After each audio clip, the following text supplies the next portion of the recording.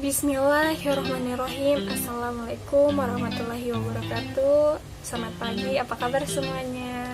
Pastinya baik-baik saja ya. Di sini saya ingin membuat tugas video tentang mode roleplay pada anak. Nah, sebelum saya memulai nih videonya, izinkan saya dulu terlebih dahulu untuk memperkenalkan diri. Perkenalkan, nama saya Sarahini Ilya. Saya dari jurusan bimbingan dan konseling di semester 3 di Universitas Borneo Tarakan dengan NPM 20 40 60 60 71. Nah, jenis mode roleplay yang saya ambil di sini yaitu mencoba nyuruh si anak untuk memakaikan baju pada objek. Nah, objek yang saya ambil di sini yaitu bonekanya sendiri. Nah, sebelum saya memulai videonya, saya ingin memberitahu dulu nih apa sih itu roleplay. Nah, roleplay ini biasa dipakai untuk psikiater ataupun psikolog untuk mencari permasalahan pada anak usia dini. Kan biasanya anak usia dini belum tahu untuk menjabarkan masalah-masalah yang dihadapi. Nah, mode roleplay ini bisa membantu orang tua maupun psikiater anak untuk mencari masalah pada anak. Nah, baiklah, saya langsung saja ke videonya. Siapa namanya? Iya. Namanya ini siapa? Hana. Oh, Hana. Umurnya berapa? 1. 3 tahun. 3 Nah, baiklah, seperti yang saya bilang sebelumnya, di sini saya akan mencari permasalahan anak melalui mode roleplay pada anak. Saya akan mencoba menyuruh dia untuk mencoba memakaikan objek pakaian untuk melihat permasalahannya. Objek yang saya ambil ya di situ bonekanya sendiri. Kenapa saya mengambil cara seperti ini? Yaitu seperti yang kita tahu bahwa anak usia dini ini belum memiliki kemampuan untuk mengutarakan apa yang ia inginkan. Nah, baiklah, saya akan mencoba untuk mencari permasalahan pada si anak. Hana bisa bantu ya?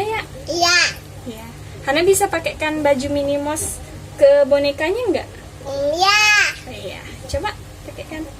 Sakit kananku. Hana bisa enggak sendiri? Iya. Sana pakai ini, pegang baju. Aku udah mau. Aku sakit kananku. Sini bantu. Kita bantu enggak? Mana bonekanya? Cilubab. Sudah enggak ini tangannya? Ulang. Kanannya. Ini kanannya.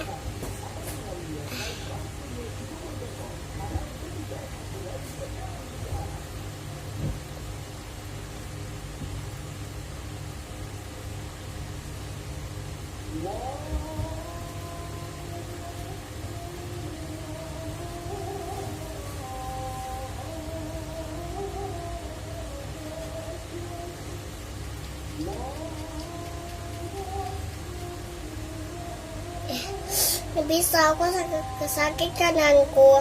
Bisa, coba sendiri. Sakit kananku.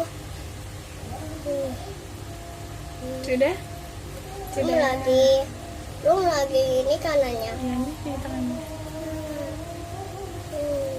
Sudah ya? Udah. Tapi dia ada modot ini. Ya, terima kasih Hana. Terima kasih, dadah. Dadah dulu. Dadah. Nah, seperti yang terlihat di dalam video tadi, bahwasannya si anak mencoba memakaikan baju kepada objek yaitu bonekanya. Nah, seperti yang terlihat juga di dalam video, bahwasannya saya sudah mencobanya untuk memberitahu kepada si anak bahwa dia harus melakukannya sendiri, tapi dia mencoba untuk memberitahu saya untuk membantunya terlebih dahulu. Walaupun saya sudah menyuruhnya untuk melakukannya sendiri, tapi dia bersikukuh untuk ingin dibantu. Seperti yang terlihat di dalam video tadi, bahwasannya si anak ini memiliki masalah manja. Nah, kenapa sih si anak ini bisa manja? Biasanya anak-anak manja itu adalah cerminan dari didikan orang tuanya. Biasanya orang tua tidak tega untuk melihat anak yang menangis ataupun mereka untuk meminta satu hal, walaupun kita tahu bahwasannya ada hal yang boleh dia lakukan, ada hal yang tidak boleh ia lakukan. Nah, biasanya anak-anak merengek karena hal ataupun kebutuhannya tidak dipenuhi oleh orang tuanya, seperti dia ingin makan es krim walaupun dia sedang sakit. Dia kan tidak tahu bahwa dia itu sedang sakit, dia tidak boleh makan es krim, tapi karena dia menangis, orang tuanya biasanya tidak tega untuk melihat anaknya merengek ataupun menangis. Nah, biasanya cara untuk mendidiknya yaitu melakukan kebiasaan-kebiasaannya sendiri atau aktivitasnya sendiri. Dengan didikan orang tua, biasanya anak pelan-pelan atau berangsur-angsur akan mengurangi sifat manjanya sesuai dengan aturan ataupun ajaran dari orang tua dan sekitarnya. Nah, teman-teman, di sini saya mengambil solusi di dalam buku 77 Masalah Anak dan Cara Mengatasinya, yaitu oleh Anna Widyastiti MPD Konseling, yaitu pada halaman 254. Yang pertama tertera, tidak menggubris atau tidak memarahinya. Tidak menggubris atau mendiamkan adalah cara terbaik saat si anak mencari perhatian. Kita mendiamkannya sampai si anak mencoba berhenti untuk mencari perhatian.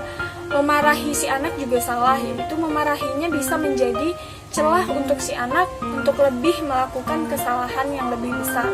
Nah, yang kedua di sini ada konsisten. Apa sih konsisten itu? Orang tua biasanya melarang anak untuk melakukan sesuatu. Jika orang tua berkata tidak, maka orang tua itu haruslah konsisten dengan ucapannya, karena biasanya si anak mempelajari hal itu. Jika orang tuanya berkata tidak dan dia menangis, biasanya orang tua akan mewujudkannya apa yang dia inginkan, walaupun kita sudah tahu itu tidak boleh ia lakukan atau ia miliki. Nah, anak di sini mengetahui bahwasanya, oh iya, aku menangis berarti aku boleh melakukannya walaupun ibu atau ayahku awalnya berkata tidak.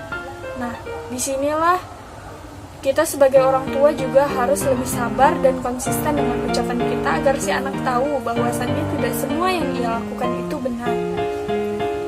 Nah, yang ketiga di dalam buku ini yaitu memberikan penjelasan sederhana. Apa sih menjelaskan secara sederhana ini? Yaitu jika si anak melakukan kesalahan nih, seperti dia bermain panas-panasan, walaupun kita sudah bilang bahwa dia tidak boleh bermain panas-panasan di siang hari, itu bisa menyebabkan sakit kepala. Nah, kita sebagai orang tua jangan hanya melarangnya dan tegas dan konsisten. Kita juga harus memberikan penjelasan kepada si anak bahwasannya yang dia lakukan itulah tidak benar. Jika kita menjelaskan kepada si anak secara sederhana, maka ia tahu bahwa yang ia lakukan salah. Bukan hanya dia tahu bahwa dia salah, tapi dia juga tahu apa akibat dari kesalahannya itu. Nah, selanjutnya memberikan pujian. Ketika kita sebagai orang tua melihat si anak melakukan hal-hal yang baik, maka patutlah kita sebagai orang tua untuk memberinya pujian-pujian kecil seperti pelukan ataupun ciuman hangat untuk memberitahukan kepada si anak bahwasannya kita juga menyayanginya, dan saat ia melakukan hal-hal yang baik kita tambah menyayanginya. Nah, disitulah biasanya si anak lebih ingin menunjukkan hal-hal yang baik. Nah, itu biasanya ke bawah sampai ia besar nanti.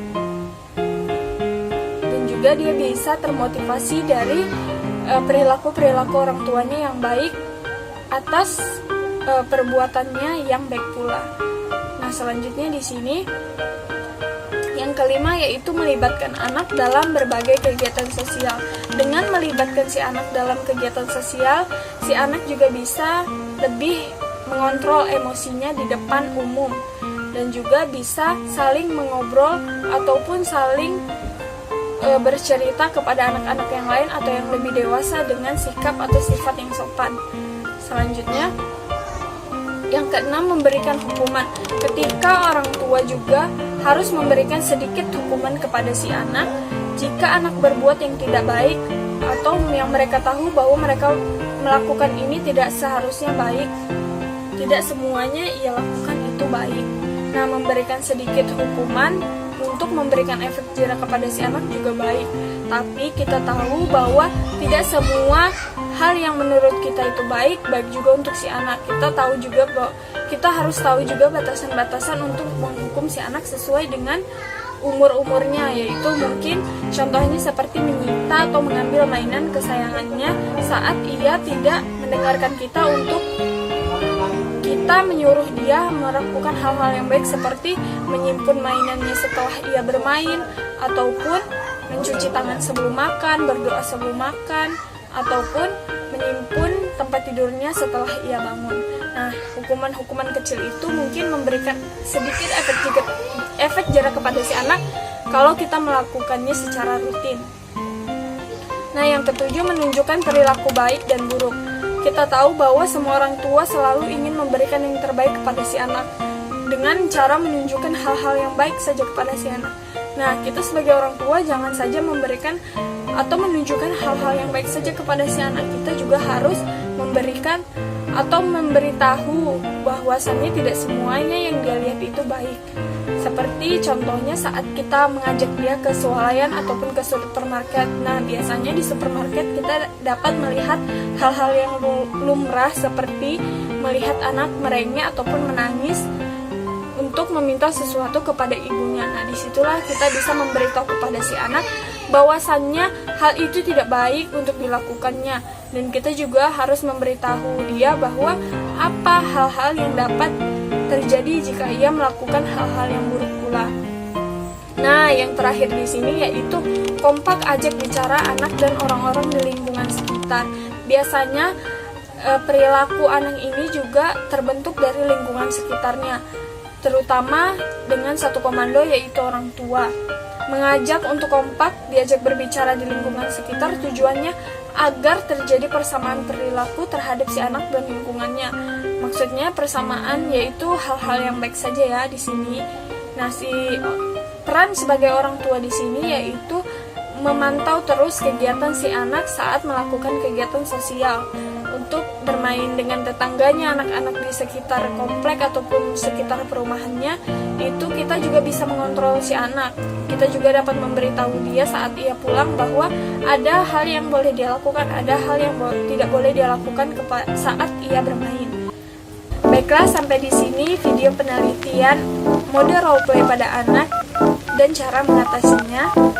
Sekian dari video penelitian anak usia dini dalam mode roleplay. Semoga video saya ini membantu para orang tua ataupun mungkin orang-orang yang memiliki masalah seperti yang di dalam video tadi, untuk mengetahui apa sih solusi-solusi yang bisa dilakukan ataupun cara-cara agar anak bisa terhindar dari sifat manjanya.